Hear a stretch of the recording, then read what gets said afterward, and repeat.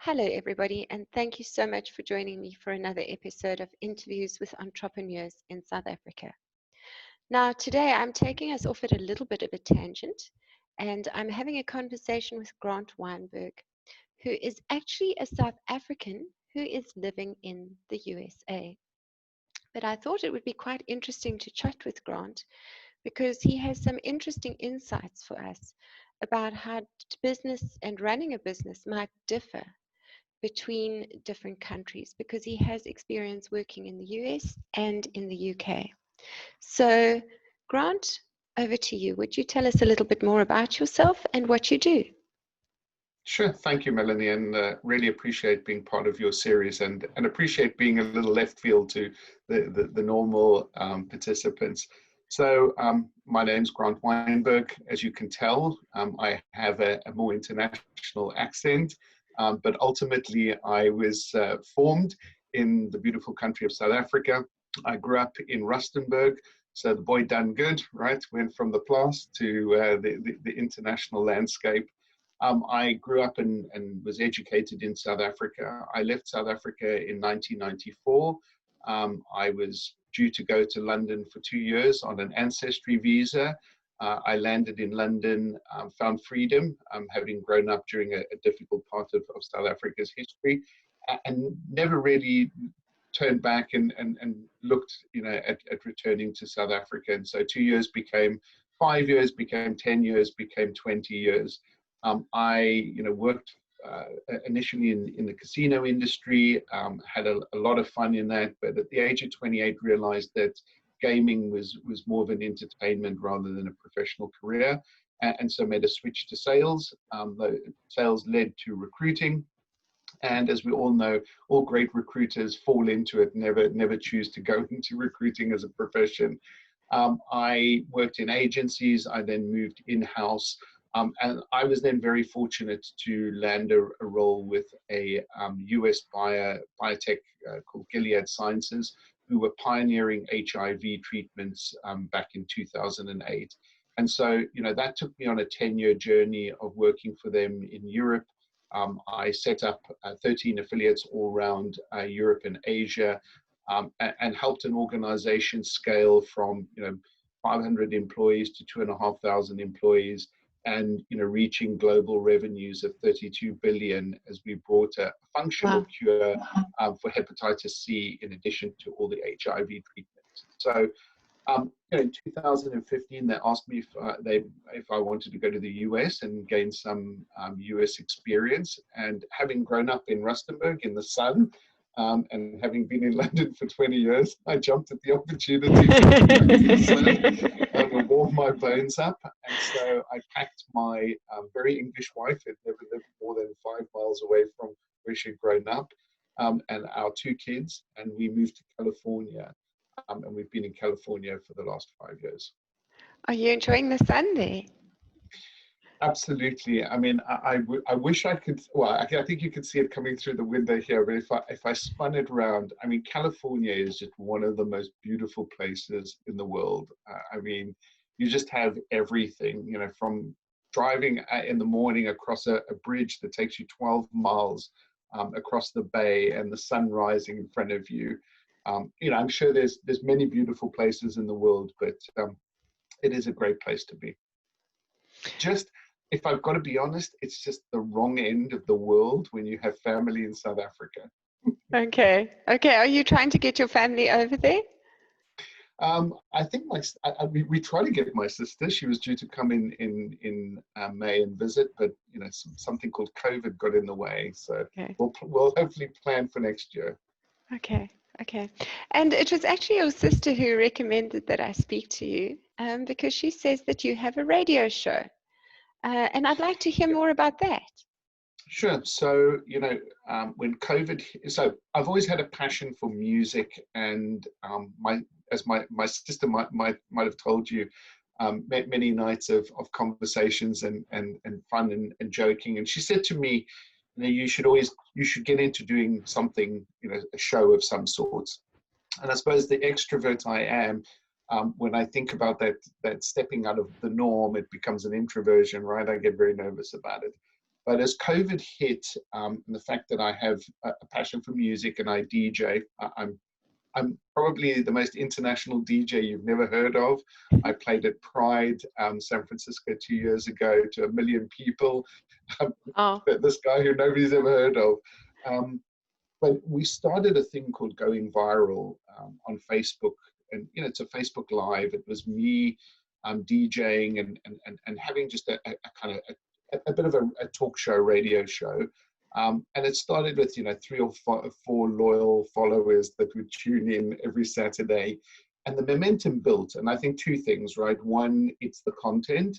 2 is we all have that that feeling that we want to be recognized as celebrities. And I think when you engage with an audience on a platform, it really does give them that sense of being special. And so, we built it. I've got a couple of friends in London who I nagged, much better DJs than I am, nagged them and said, come on, join me. This is getting tiring. I was spending kind of 3 hours. It started off as an hour show, and then it ran into 2-3 hours. And so, over the last 17, 18 weeks, we have grown it to 3 or 4 DJs now in London kick off on a Saturday morning. So my time starts at 9 o'clock. It's in the morning, and it's late afternoon in the UK. And really what we're trying to give people is just an opportunity to escape the grind of being locked down. Again, we have everything from guys playing funk and soul on vinyl, which is very different, right, to some very classic house music, and then maybe a little noisier when it comes to me and my harder taste in house music. But we've built an audience that gets up to 500 views, and I know in the grand scope of things that is still small, but I think it's created a real nice community, right? We have everything from CEOs to essential frontline workers that are all engaging and finding some solace in kind of music, which is my passion and what we always hope we would do. and do you think you're going to turn this into a big business? Because right now it's a side hustle. Do you think it'll become a business? It is. I think it will. And the reason being is it's how you take it, right? I mean, right now it's this radio show because that's what we're all stuck with, right? Because nobody can go out, nobody can gather. And so, my ambition is, can I create some kind of, when we go back to some sort of normal, can we create events that engage people, whether it be in the UK, whether it be over in the US, we'll take it where it goes. But I think what it does is for me, it gives me a break from the norm, right? And so we all know when it's not a focus as strictly as a business and as a passion, you can turn those passions into business opportunities very quickly, and that's what most entrepreneurs do. Right? Yes. And have you always wanted to own your own business?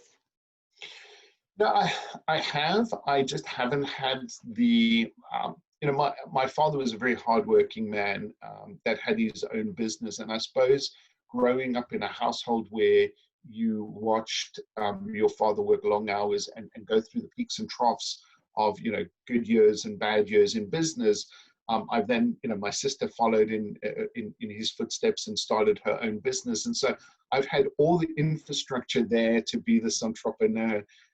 I just think I had a more cautious approach and felt that employment, being employed by somebody else was the safer option. As I get older, I think there's an interest and a burning desire to see what I could do and how I could do it differently, right? I've had experience of working in South Africa in the corporate world. I've had experience of working in London in the corporate world and now working in the US, and all very different experiences, but with one consistency, right? All companies have politics. Ah, that's an interesting insight. So it doesn't matter where in the world you work in a business, there's politics. Politics, absolutely. And I think, I mean, the interesting thing is that when I started in the UK with the biotech company, it was small, you knew everybody, you could move the needle pretty fast. And I think as organizations grow, that's, that the decision making doesn't evolve with the organization. It kind of stays at the core. And as you bring more people in, especially being in talent acquisition, we're told, go and find us the best talent because we want to add to the talent pool. Well, you do that, and then the organizations almost take those people and suffocate them, right? And it's like, that's great. We brought in all this experience, but this is the way we do it. And I think when you start your own business or you're an entrepreneur, you can make those changes that you experience, right, as part of being part of it in the corporate world. That's very interesting. And how do the business spaces differ between South Africa, the UK, and the US? Yeah, I think when I look back at South Africa, I think South Africa is just, it's a long time. I mean, I haven't lived there for 25 years, right? But those, people and friends that I still have there and the connections I still have, it always had an entrepreneurial spirit to it, right? And I always said that, when you said to a South African, hey, I'm looking for somebody to put a new roof on the house, I can do that, right? South Africans have a very can-do attitude. Nothing is out of their realms, and they might mess it up, but they'll fix it up, right? And when I went to the UK, I found a much more structured and mature environment. And so, even though I'd worked in casinos in South Africa, and I was, very able to deal blackjack, roulette, and poker, and oversee those tables and run a small casino. When I got to London, they forced me right back to the beginning of the career path, right? And it was like, no, you're only going to deal roulette for the first 6 months, and you're only going to be on the 50p table, right? Which is just chaos. And so that was the first experience of, I wasn't educated in the UK. I didn't have UK work experience. And I bring this back to, we're in a pinnacle time in the world when it comes to, diversity and inclusion. And it was a very non-diverse environment that I landed in, right? Where, did you go to the school? Did you make this career move, and did you have this kind of experience? I had a friend who did a BCom at Wits, went over to the UK, went to PwC and did his conversion because the accounting qualifications are different between the UK and South Africa. And even he was in a class of 12 at PwC, and in that class he was interestingly, he was the only one that had a BCom degree from South Africa, and the rest had various degrees, and we're doing a conversion to accounting, right?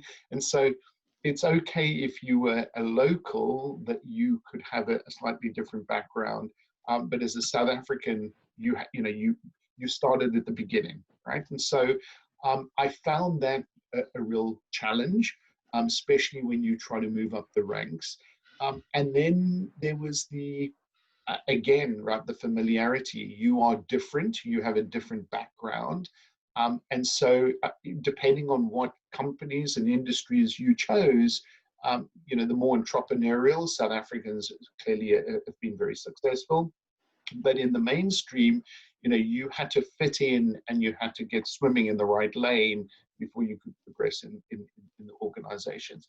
And I think similarly, coming to the US, I found whilst the Bay Area is very international, and some of the major organizations we all deal with are out of the Bay Area. Again, the diversity of thought is something that is actively evolving, and it's still a huge challenge for companies today. And we're dealing with it right now, right? Especially with the recent racial tensions. It's highlighted the need for the diversity of thought again. That's very interesting. So for South Africans who are thinking of getting out of the country, is the grass greener on the other side? For me, it has been. I've had, I've been able to build a career very successfully in two different geographies, but it doesn't come without pain, right? Remember, you don't have immediate networks that you can leverage. So I do think that you have to work harder and you have to prove yourself to be, better than anybody else and significantly better. But South Africans are good at that, right? I mean, adversity is what we've dealt with, since, for the last however 20, 30 years. And so I think you can make a success of it. You just have to appreciate that our confidence as entrepreneurial people is not always equally met by the different geographies that you're going to land in. But that said, I think I look down the road and I look at our friend Elon Musk, right? He left South Africa and I think he's done okay. I don't think he's struggling. I looked at the Tesla. I told Haley's husband and I look at the Tesla share price. I think back in March, Tesla was at $500 a share. It went to $1,000 and you're like, it's not going any further north. I mean, I think yesterday they were at $1,700 a share. So, I think that you can make it, but it's just an appreciation. As very confident people, I think we have to have diversity of thought around. We're coming into somebody else's back garden, and we need to be respectful of how they set the chairs and tables up, and do they put the umbrella up or do they tilt it to the side? And I think that's the respect that you have when you are a foreigner in a different country. Those are very interesting insights.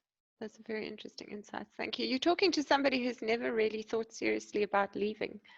So somehow I feel that this is my home and it's where I want to be. So I would look. I think the move, when I was 24 and I moved to the UK, it was easy, right? I packed 2 suitcases. I mean, I'll tell you a very funny story about, and this I think speaks to a privileged upbringing.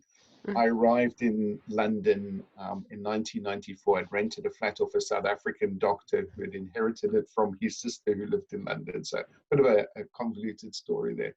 And I remember packing, 14 pairs of socks and 14 pairs of boxers. Arrived in London, got through the first week, and as I went into the second week, I was like, at some point I have to use the washing machine. And if ever I look back on my life and go, what would I have done differently? I think I really should have gone to the army. And my late parents would say the same, and Haley would tell you absolutely. And say, we got to day 10, and I was like, this is getting uncomfortable, right? Because I knew I had 4 days before, you either rinse and repeat, right? Or you learn to use the washing machine.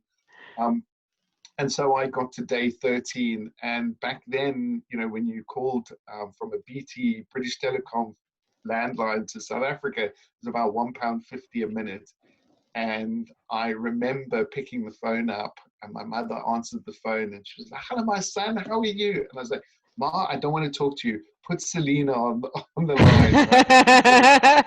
How do I operate the washing machine? And, I sat there and I said, Selena, all she said to me, she said, get on the next plane and come home. These people are not looking after you. That was my, my first foray into, and very quickly learned that whites and colors don't go together, right, in the washing machine. So yeah, I think when you make that move, and then when we moved to the US, we were fortunate to have a company move us, and you pack everything up, and just this is the craziness of global. Globalization, right? So you build your life up in the UK, you buy all these kitchen appliances, music appliances, everything, right?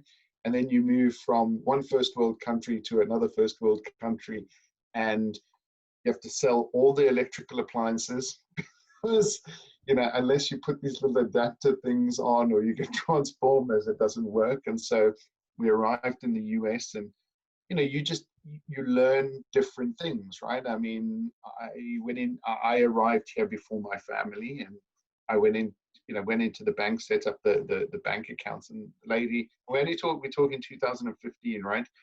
We had just left the UK as chip and pin, where you didn't have to put the card in, you just tapped the reader. And we got to the US, and the bank manager said, and how many checkbooks do you want? I was like, checkbooks? Who writes checks? We don't need a checkbook. Well, we bought a house, and we needed to do some work to the house, and the contractors only took checks. Okay. So we had a delay on starting the work on the house by about a couple of weeks, waiting for this checkbook to arrive. And so, these are some of the differences. The education system is very different, right? Our kids, I grew up going to school in school uniform, and your trousers had to be a certain length above your shoes, and they weren't allowed to be stovied, and blazers and all that kind of stuff. And we got to the UK, my kids went to school in school uniforms, and then we got to the US, and there were no school uniforms, right? It was very weird for both my wife and I to adjust to some of these nuances. But again, differences in how life is in these geographies. You go to the store and you say, "Hi, I'm looking for coriander." And they look at you and they don't know what you're talking about, right? Because it's called cilantro, right? Rocket is called arugula, right? And so these are just, if you think about moving, you just have to have an open mindset to adapting, right? I think there's a lot of people that go and live in a foreign country and try and live their original existence in the foreign country. And I think you do have to embrace the culture, and otherwise don't move, right? Stay where you are. Those are lovely insights. Thank you. So we are supposed to be talking about entrepreneurship. How do you think entrepreneurship differs in the different countries? So, London, I didn't see as much of it. I think I think the biggest thing has been the value of Silicon Valley, right? And I am in the heart of startup world, right? And I think that's the entrepreneurship. I mean, the amount of money that exists in the Bay Area, and I think there are other parts, New York and Boston have it as well. But it is phenomenal, right? I mean, just in the space I'm in talent acquisition, the technology ecosystem around startups for everything from pre-hire assessments and background screening and applicant tracking systems and candidate relationship management systems. It is, in the Bay Area, if you have an idea and you are good at marketing that idea, you can raise serious money and you can party, right? I mean, you only have to look at the guy from WeWork, right? I mean, he funded a lifestyle around a belief, in a product that, yeah, it was good, but I think there's some questions that are being raised around it. So I think the advantage in certainly what I see in California and the Bay Area is that there's money and there are people that believe in other people's dreams and ambitions, right? And I think when you've got that mentality that there's the belief that, and it's everything around the Bay Area is how can I disrupt what exists today, right? And I think the Ubers of the world and the Airbnbs of the world certainly opened the eyes to entrepreneurs coming in and going, if I can just figure a way of disrupting what is done today, then I'm going to have an opportunity. But that said, it's there've been some horror stories, right? I don't know if you've ever come across the book Bad Blood, which is the story of Elizabeth Holmes, who was the founder and CEO of Theranos, which was a life sciences company that their as an entrepreneur, her ambition was to take a drop of blood and be able to do every test and analysis that possible, and through a simple little portable machine. And people believed she was the next Steve Jobs. Now, unfortunately, her entrepreneurial spirit got ahead of the reality of the business that she was building. But she took people along, right? I mean, at one point, she was her personal wealth was, I think, was estimated at $8 billion. And so those are the pros and cons of the entrepreneurial opportunity in the Bay Area. I think in London there was a little more rigor, and I think the entrepreneurs were fewer and far between, and probably you saw greater successes, right? There weren't 100 people starting up businesses and only in the Bay Area maybe 10 make it, right? Whereas in London there were maybe only 10 that were starting up and 8 made it, right? Because there was a little more rigor around it. So those are the differences I've seen when it comes to how entrepreneurs thrive in the different locations.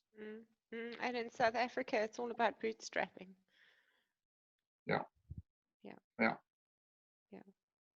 Very difficult in South Africa to raise any kind of money to do anything fast. So we tend to build things slower by increments.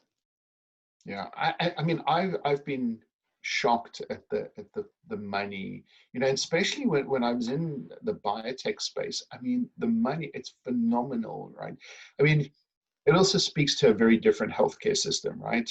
In the US, healthcare is just, I mean, people stay in jobs because they require, the healthcare from the employers, and unfortunately, a couple of years ago, a little altercation with a moving vehicle while I was on a bicycle, and I had a little unplanned stay in the Palo Alto Medical Institution. And we were shocked. We were absolutely shocked. Everything was down to even the when they brought you water, and because I was injured, I couldn't hold the cup, so there was a straw. They charged you. The bill was itemized down to the straw level, right? And so it's big business. But subsequently, the money that flows into the biotech industry is just phenomenal. Right? I mean, I'm talking hundreds of millions of dollars, up to billions of dollars. And very quickly, these companies establish themselves as viable opportunities. And if you think in that biotech space, it can take up to 10 years to take an idea to a commercialized product. And so, to fund that, you need decent and deep pockets, and the money's there. And even still, right? I mean, there's everybody's trying to find the vaccine for COVID, and the money that's being thrown at that is just phenomenal. So have you got an idea for yourself about how you're going to possibly tap into some of that financial resource to get your business off the ground, or is your business still just in an embryonic kind of phase in your mind? Yeah, so I mean, absolutely. It right now it is in the right space, right? Because it is, it isn't a revenue stream, and it is it's a sideline hustle, if I put it that way. It doesn't need much investment, and really what it needs is just to keep growing the audience behind it.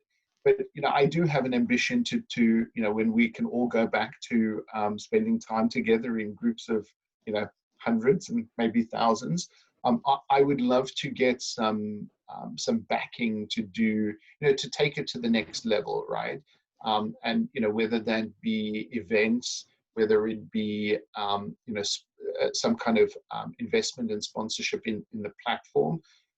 One of my biggest frustrations, there's a platform we all use. It's one of the biggest social networking platforms. They'll remain anonymous just in case they're listening. But they have a functionality called live. You click on it and you go live, right, yes, to your network in the world. Because of the way they deal with copyright, it is so restrictive. And so I would love to find, or partner with some entrepreneurs to create a platform that actually supports that live music and that DJ environment. I think it's so sad that people are trying to lift the spirits of others by doing these events, or the regular shows, and you're restricted because of the copyright. And I think if there's one place for disruption, how do we reward the artists that made the music, but how do we not penalize the DJs that play that music, right? And there has to be a better way of bringing those two together. And I think that for me is of great interest, right? Is that the next disruption, right? We know that we went from vinyl to CD to digital, and there was that dearth where how do you commercialize from digital? From compact disc to digital. I mean, we've done it, right? We have things like Spotify and Apple Music and SoundCloud and Mixcloud. But I still think for that live show where you want to play and share copyrighted music, is there a different model that needs to be? So that's a little angle that I have an eye on. And so we'll see how we can move the needle there.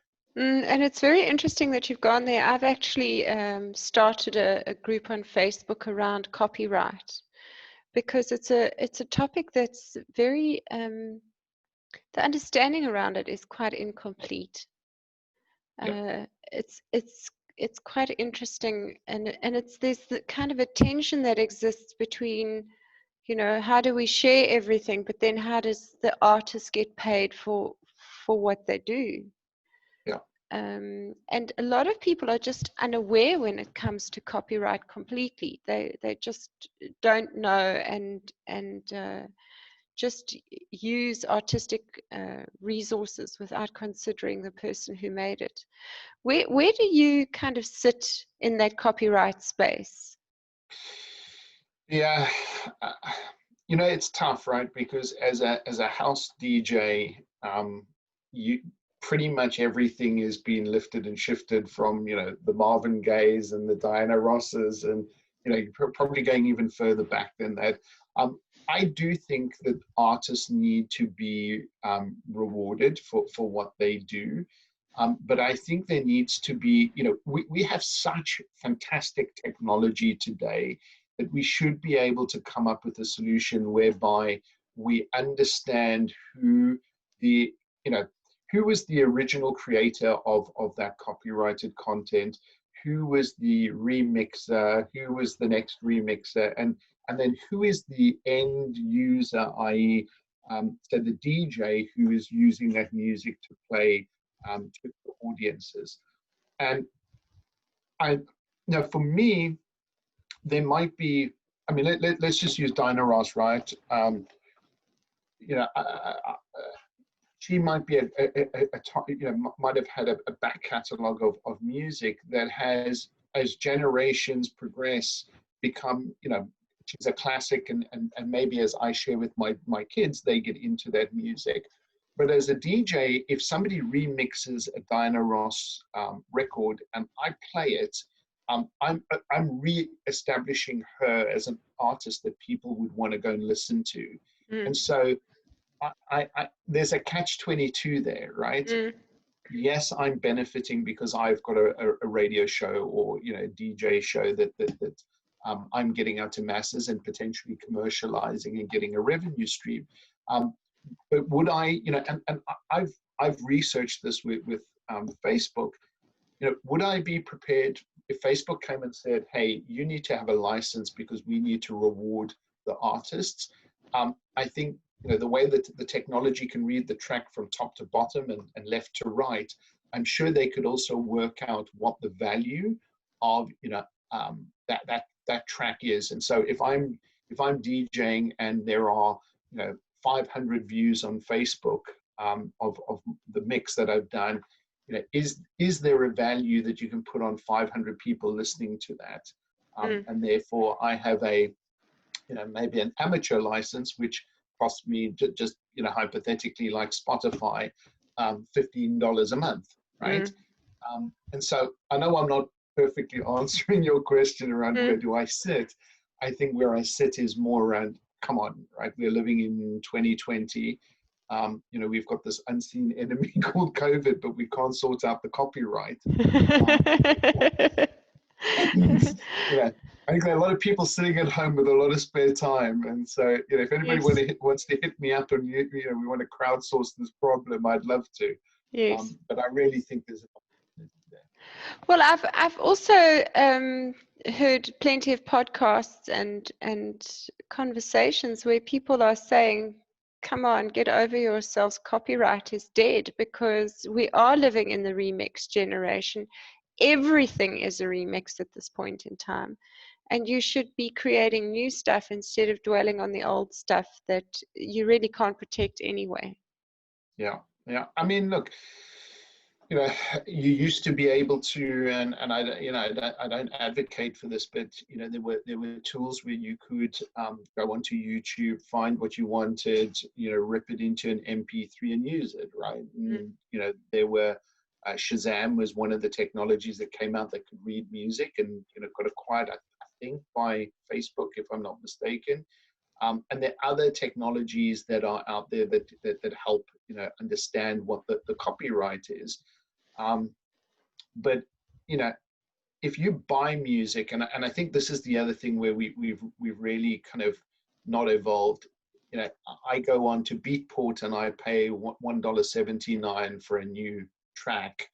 I don't know whether within there should be some kind of release, right? That if you've bought it, you play it, that you know you have already contributed to that, as you say, the back catalog of copyright, and that frustrates me, right? Is I buy the track, I want to play it, I would be happy to pay for a license to allow me to do my DJ show, but that doesn't exist, right? And so the other alternatives are just being taken down by, you know, the social platforms, or having the tracks muted, right? And then you get the message from Warner, you know, Warner Music saying you have infringed copyright. You know, your track's been muted. If you own this copyright, you can go in and select it. Well, you know, I don't own the copyright. Yeah, I'm not. You know, you Warner Music. I'm Grant Weinberg. I'm not a record label. So. It does almost seem to me as though copyright only really serves the big corporates who have the ability to enforce it, and it really doesn't do anything for the little guy out there. Yeah, you know, I mean, you know, you go into the forums, the DJ forums, and there's you know, there are little things that you can do. So if you want to try and get past the algorithm, you put some white noise into your mix, right? Again, I just think, you know, for me, that's like putting a Band-Aid on a wound, right? Not trying to find out what the infection is. And so I just, yeah, I think it's a very interesting space that, again, you know, Spotify, if you think about it, Spotify has a large share in that space, yet they don't have every album on there, right? Because they still can't negotiate the copyright agreements with those big record labels. And so, yeah, I think we've maybe stumbled on an entrepreneurial idea here. Right? Come on, wouldn't it be great, Melanie, if we got somebody in your network to kind of solve this problem? Right? They got customer number one. That would be amazing. Yeah. Grant, I see we've been talking for some time, and I think it's probably time to wrap it up. Sure. For those who are watching, where can they find your radio show? Sure. So they can find it on Facebook. So if Going Viral is the Facebook page.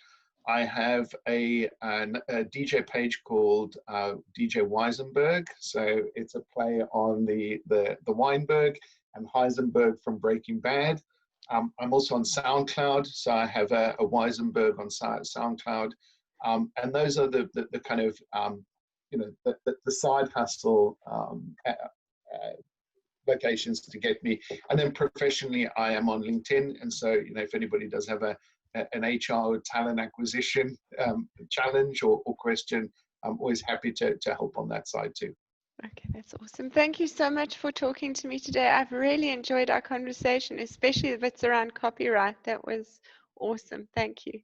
Thank you. And thank you. I know I've been a slightly different guest today, so I appreciate it. And best of luck with the rest of the programs. No, I've enjoyed it a great deal. And even though you've been out of the country for 30 years, you're still a South African in your bones. Do you know, I'll finish on one quick story. After about 10 years in the UK, I went up to the north of England for a weekend, and we were literally in the back of nowhere. And I walked into a pub, and I went up to the bar and I said, "Can I have 2 pints of Stella?" And the barman turned around and said, "Oh, where in South Africa are you from, Brew?" I don't think the South Africa, after 25 years out of the country, this accent doesn't go away. And by the way, when I spend time with my sister, it only gets stronger, right? Proud to be South African, and proud to also be living abroad and making a go of it. So thank you. Thank you for representing us over there in a great way.